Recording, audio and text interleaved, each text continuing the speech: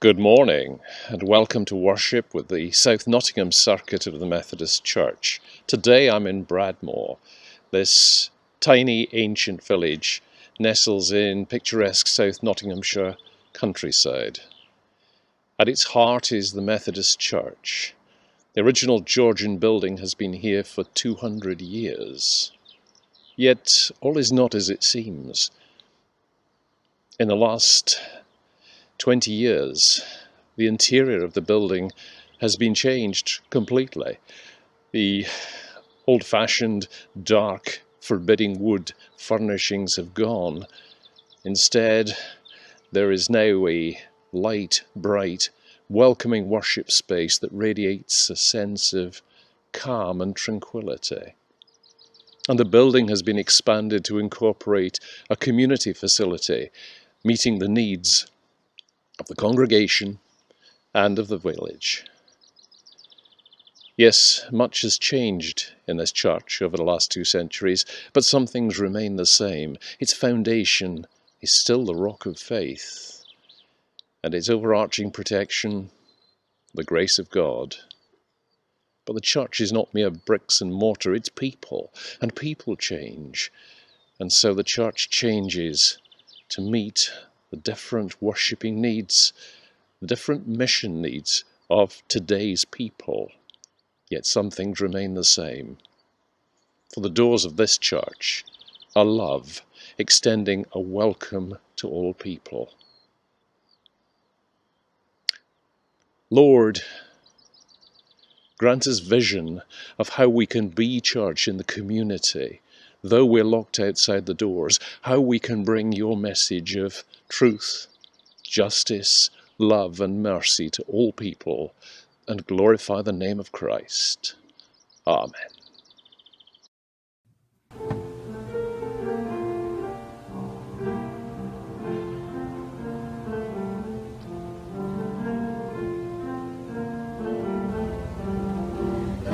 Build a house where love can dwell, and all can safely live. A place where saints and children tell how hearts learn to forgive. Built of hopes and dreams and visions, rock of faith and vault of praise. The love of Christ shall end divisions. All are welcome, all are welcome, all are welcome in this place.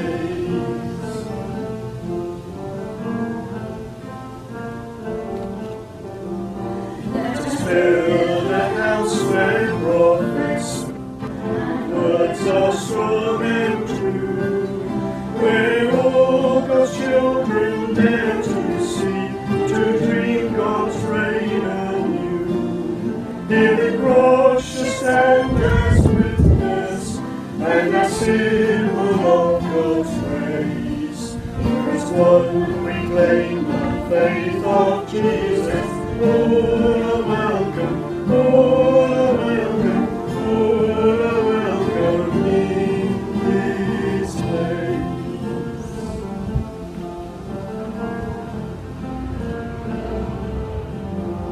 Let us build a house where love is found, water, wine and wheat, a bank with all the holy ground, where peace and justice meet.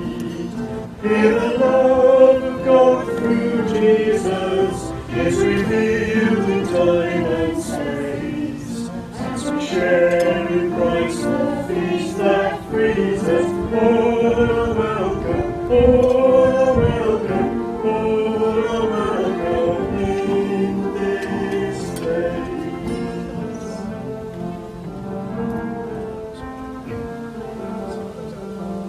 Let us build a house where hands will reach, beyond the wood and stone, to heal and strengthen, serve and teach, and lift the word they've known. Here the outcast and the stranger, bear the image of God's face. Let us bring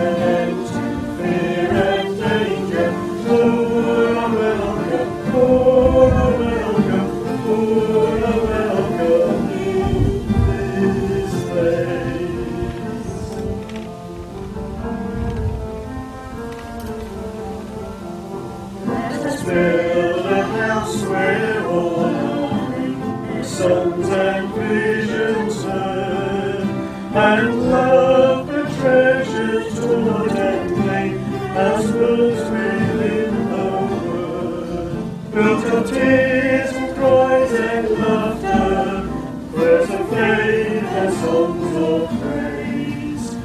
This house from rainbow floor to rafter, all are welcome, all are welcome, all are welcome in this place.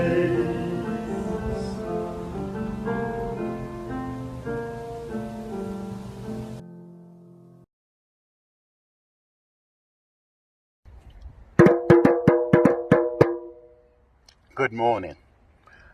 What does it mean to be brave? Well, this morning I want to tell you a story about a boy from the Old Testament. This boy, his name was David. Now, you've probably heard this story before. Now, at the time, there's a war going on. The war was between the Israelites and the Philistines. Now, the Philistines were camped on one hill and the Israelites were camped on another hill. And at the time, the Philistines were quite scary, and they had someone in their side who was huge. His name was Goliath. Goliath was huge. He was 9 feet tall. He was big and strong, and everybody was scared of Goliath. And every morning, Goliath would come to the front, and he would say, "Who's going to fight me today? Come on, you Israelites." And he would say nasty things about the Israelites and their God. And the Israelites were afraid of him. They were afraid of him. So one day, David was sent by his father Jesse to take some food to the front line for his brothers who were in the army, the Israelite army. And he did this. And when he got there, he heard this big man, this giant of a man, Goliath, saying these nasty things about the Israelites.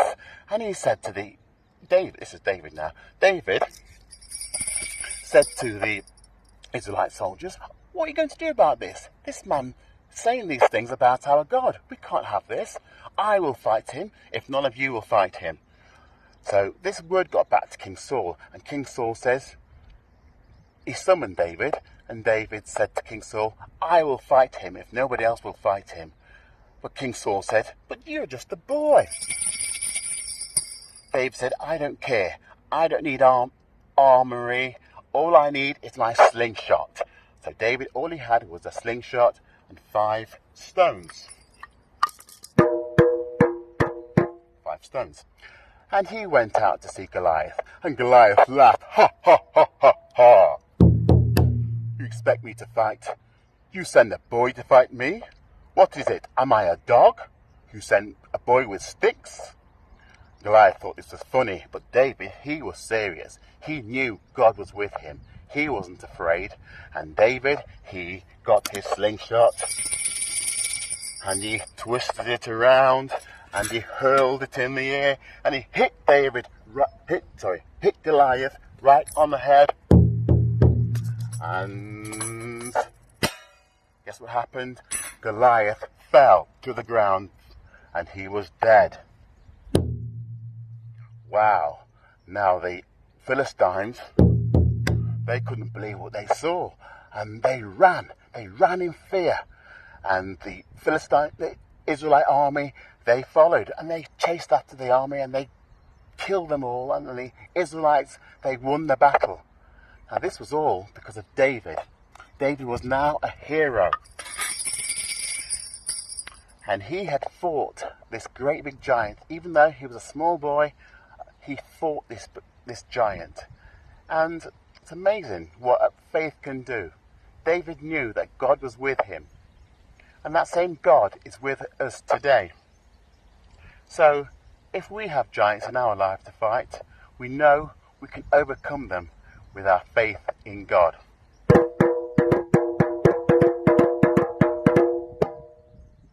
Thank you.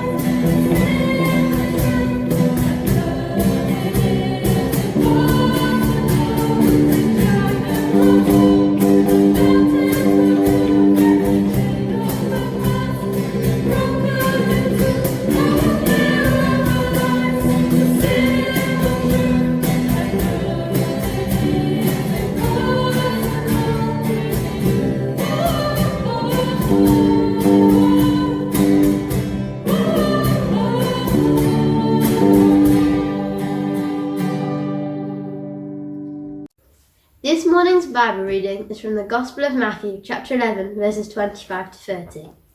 At that time, Jesus said, I praise you, Father, Lord of heaven and earth, because you have hidden these things from the wise and learned and revealed them to little children.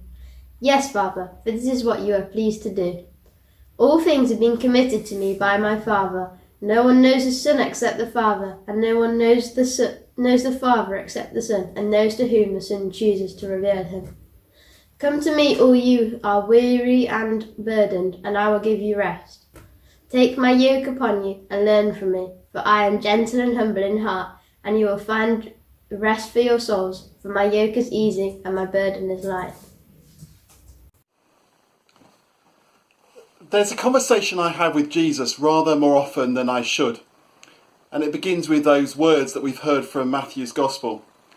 Jesus said, "Come to me, all you who are weary and carrying heavy burdens, and I will give you rest." And I say to Jesus, look what I'm carrying.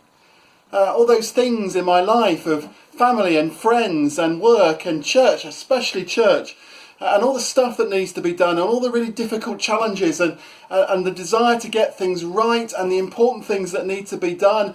It's not surprising I feel weary. It's not surprising I struggle sometimes to get rest.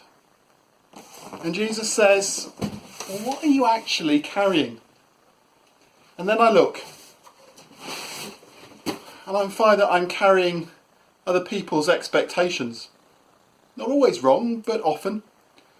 Because they don't understand, or because they haven't caught the glimpse of what's going on, or because they are just as broken and have the same weaknesses as I do. And then I look and I find that I'm carrying my own expectations.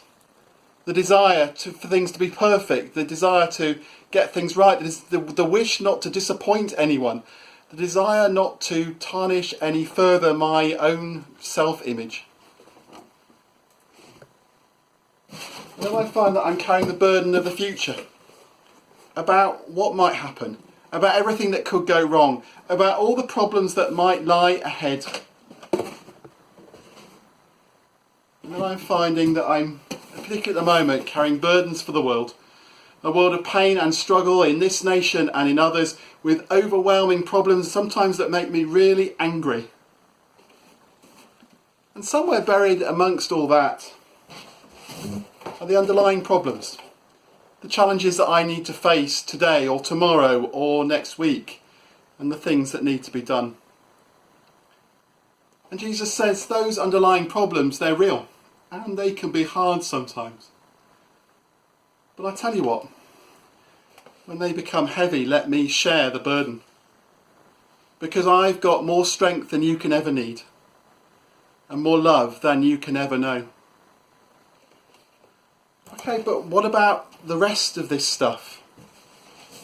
Well, Jesus says, do you really need it? Do you really need to be carrying those burdens of the expectations for yourself and others, when actually all that really matters is what God requires of you? Maybe you need to put them down. What about the burdens for the future and for the world? Well, God is bigger than the world, and God has the future in control. Maybe you need to do what God requires of you and let Him do the rest. But what is it that God requires of me? The Bible says this is what the Lord requires of you: to do justice, to love kindness, and to walk humbly with your God. And those things haven't changed. Jesus says, I am gentle and humble in heart. And that core down our lives to do what God requires of us, to do justice and love kindness and walk humbly with our God, is what we are called to do. And leave the rest to Him. And then we will find rest for our souls. So for on those days where I feel weary and heavy laden, and I need to think about the burdens that I can put down, and those that I can't, I have that chance to share them with Jesus, who loves us more than we can imagine, whose strength can work in any situation. And I really need to remember gently to do what God requires of me and let Him do the rest. So today, I wonder what burdens you are trying to carry. And maybe what do you need to put down? And what do you need to share with Jesus?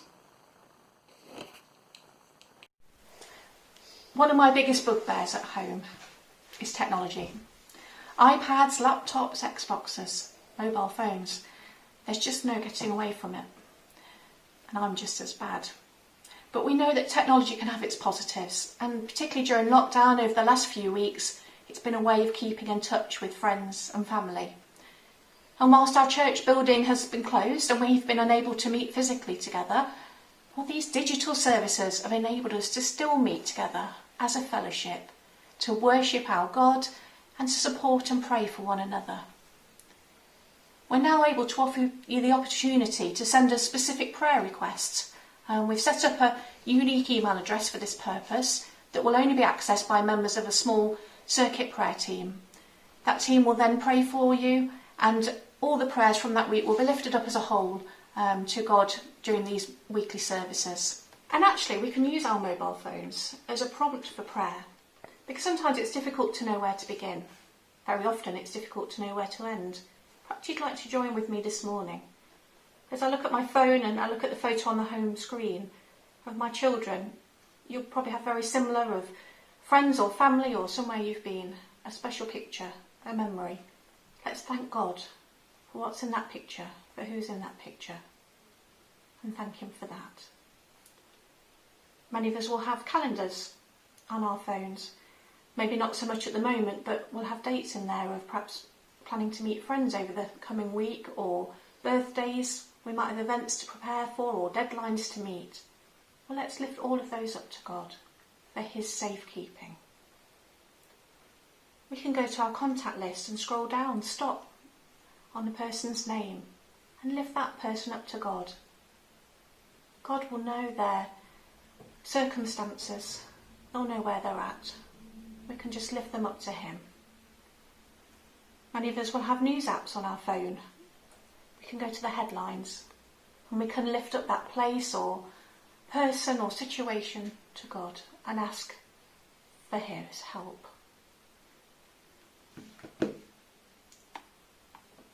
We can look at the time and we can think about how we use it, and we can pray to God that it help us to use our time wisely, to balance work and rest, to prioritise him. We can look at the battery life and we can think about praying for those with low energy, those that are struggling with mental or physical health or spiritually. We can put on our torch and shine it as a reminder to pray for God's light in the darkness in our world. And then we can look at social media and we might see a person's updated their status, and we can stop and we can pray for whatever situation they're in and for where they are today. So finally, God, we offer you our prayers. We ask you to encourage us to use technology to bring people together, not to push them apart. We ask that you encourage us to be more mindful in how we use technology, and that you will lead us to those places of rest when we know it's time to put technology away and just listen in the quiet to you. Amen.